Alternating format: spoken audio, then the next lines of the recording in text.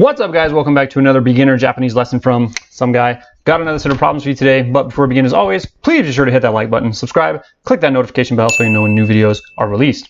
All right, so we'll get started here with our kanji-based problem. So number 159, we have to choose the correct reading of the highlighted words in the sentence here. So pause the video, read the sentence, choose an answer, and we'll check. All right, so the answer is 3番です。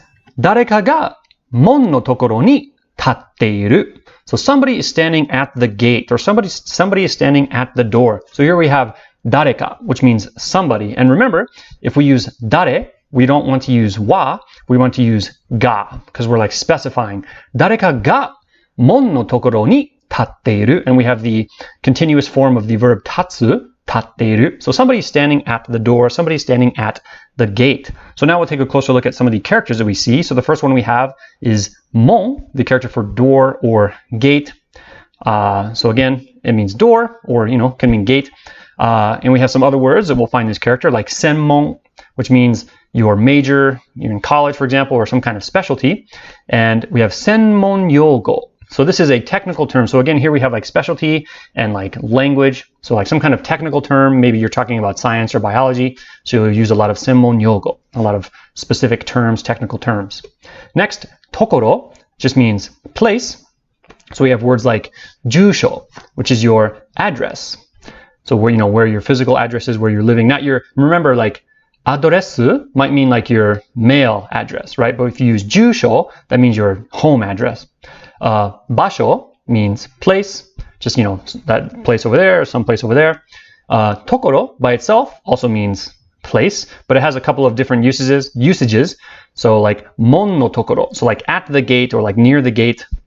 And here we have a very useful word, だいどころ, which means kitchen. So please notice the pronunciation change. It's not だいところ, it's だいどころ, だいどころ, the kitchen. Next, we have the word we saw for stand. So the verb 立つ or 立てる. So 立つ means to stand. So we can say, for example, あそこに立っている人は誰ですか? So who is that person standing over there? 立てる, which means to stand something up, right? So we need to use the particle を. So we can say, for example, その犬はその音を聞いて耳をピンと立てた. So that dog heard that sound and his ears stood up. ピンと立てた. His ears were standing up, or he stood his ears up, right? Because he heard some sound. And again, we have 立てる, but we have a different character. So this one means to build, to construct. So 立てる, build, construct. So again, easy to confuse. The pronunciation is the same as 立てる, the one we just looked at, but the character is different, so the meaning is different. So again, here we have an example sentence. It says, 金閣寺はいつ建てられたんですか? So when was 金閣寺 built? So 金閣寺 is, of course, one of the most famous temples in Kyoto, where I visited. So here's a picture of me actually at 金閣寺. So if you have a chance to go to Japan, you definitely want to go to Kyoto and check it out. Very cool. Next, たてもの. So here we have the character for build and the character for like object or thing. So a built thing is a building. 建物 could be a tall building or could be a home, some kind of structure. And the last one we're going to look at is the word for like a 9-story building. So we have 9階建て. So Q is of course the number 9. So maybe you want 3階 or 2階, whatever you can fill in the number, and 建て to get some kind of 9-story building, 8-story building, or whatever you like. Moving on, now we'll take a look at our vocabulary. So fill in the blank again. So here we have the sentence that says, ご妹、母様、皆さん、両親はお元気ですか? So here we have a very polite person, very polite sentence. So pause the video, choose an answer, and we'll check. Alright, so the answer is 4番です。ご両親。ご両親はお元気ですか? So how are your parents? So again, we know that this person is being very polite because they're adding the honorific ご in front of 両親. So we're talking about, someone's parents. So, talking about someone's family, we want to be polite, so we can add this honorific ご. And we even have the honorific お in front of 元気, right? お元気ですか? And again, we have ですか? So, instead of saying ママとパパ元気, we're asking, ご両親はお元気ですか? So maybe we have someone working somewhere, talking to a client or talking to someone whom they really respect. So they're using very, very polite Japanese. But anyway, we're going to take a closer look now at these vocabulary words talking about family members. And there are a lot, so get your note cards out, write these down. So first we have 両親 or ご両親. So again, this go is just for, politeness. You don't need it. 両親 just means your parents. ご主人 means husband. ご主人様. If you want to be, more polite or add more honor to the person.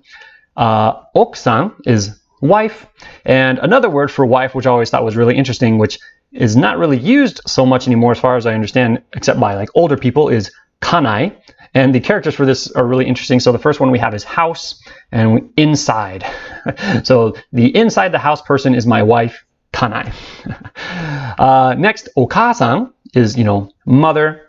And of course, you can refer to your own mother, お母さん, of course. And then when you talk about someone else's mother, お母さんはお元気ですか? So is your mother, how is your mother? And of course, お父さん is father. And again, we're just adding these honorific O's, お母さん, 父さん is mother and father too. But, you want to show respect. So we add O. Now, whether you add O or go to, you would never say O 両親 or O 主人, right? And determining which you use, I think maybe depends on the Chinese origin or the Chinese character or the kanji. I don't know if there's a certain rule, but you just have to remember, right? お母さん, you would never say ご母さん. So you just have to kind of remember these. Next, お兄さん, big brother. お姉さん, big sister. いもうとさん, little sister. And おとうとさん or 弟 is little brother. So of course in English, we just say big brother, little brother. But in Japanese they have certain words. So 兄さん, 姉さん, 妹 and 弟. So big brother, big sister, little brother, little sister. Moving on now to our final part, we have our grammar for today's lesson. So again, fill in the blank. We have a conversation between two people. So the first person says, これあなたがしたの? And the second person says, いや、それを、そう、そんなに、そんなことしないよ. So again, very casual conversation between, two friends or, two people of equal status. So pause the video here, choose an answer, and we'll check. All right, so the answer is, that's not right. Not それを. It should be number 4. そんなこと。これ、あなたがしたの? Like, did you do this? And they say, いや, which means no. そんなことしないよ. Like, I don't do things like that, or I would never do something like that. そんなことしない. I don't do things like that. So again, the answer is number 4, not number 1, sorry.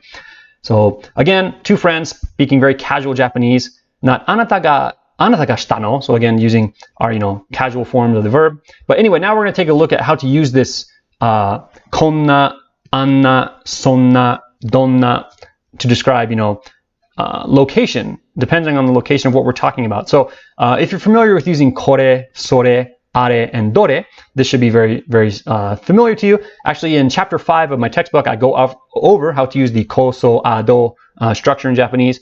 So we'll look at some sentences, and maybe if you want to review later, you can check out chapter 5 in my book. I'll put a link in the description so you can check that out. But let's look at some sentences here. So the first sentence says, こんな家に住みたい. So I want to live in a house like this. So remember, when we use ko, we're talking about like the location, within the location of the speaker. So the person saying this is near the thing they're talking about or touching it. So in this case, we can imagine the person is inside the house. こんな家に住みたい. So like they're inside the house, they're looking around. Wow, I want to live in a house like this, right? If the house were over there, next to someone else, but I'm over here, I might say そんな家に住みたい. I want to live in a house like that. But anyway, so ko, remember, koko, here, こんな, this kind of thing. Next, we have あんな. So あんなバッグが欲しい. I want a bag like that. And we know that the bag is over there. So maybe I'm talking to my friend who's standing next to me and we're window shopping and I'm looking in the store and I can see there's a bag and I'm telling my friend who's not near the bag either, I say, I want a bag like that.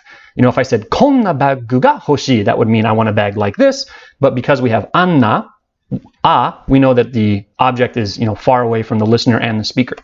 Next, そんなことを言わないでください. So please don't say things like that. So again, here we don't have an object, right? We can't touch what the person is saying, but maybe someone just said something And so you can say, sonna, or maybe even anna, but, sonna would be like probably more common. Don't say things like that. If you konna koto, we don't say things like this, right? Maybe I'm pointing at some text or I'm saying it myself. And donna. So remember, we use do to ask questions. Like doko means where, or like dore means like which. So donna hito, what kind of person? Donna hito ga suki desu ka? So what kind of person do you like? So again, if you're familiar with using ko, so, do, this should be, pretty simple to understand. Ko is for things near the speaker. Is for things far away from the speaker and the listener. So is for something near the listener but far from the speaker. And do is for asking questions. So again, we can see the last one. Donna hito ga suki desu ka? We're asking a question. What kind of person do you like? And that's it. So again, if you want more information on using this ko, so, do, you can check out chapter 5. I'll put a link in the description if I remember. Sometimes I forget to do that, but I'll try to remember when I upload the video. Chapter 5, gives a lot more detail on how to use this. Very, very important part of speaking Japanese, because you use it all the time, everyday conversation, every day. So please be sure to check that out. If you have a question, leave it in the comments. I'll be happy to answer or, help in any way that I can. So as always, thank you guys for liking, watching, and, supporting this channel. Comments and telling friends. I really, really appreciate it. It means a lot to me. So, keep up the good work and I'll keep, making videos. And if you have some kind of question or request, please let me know and I'll try to make a video for that. But that's going to do it for today's lesson. So thank you guys and we'll see you back next time for another beginner Japanese lesson. Mata ne.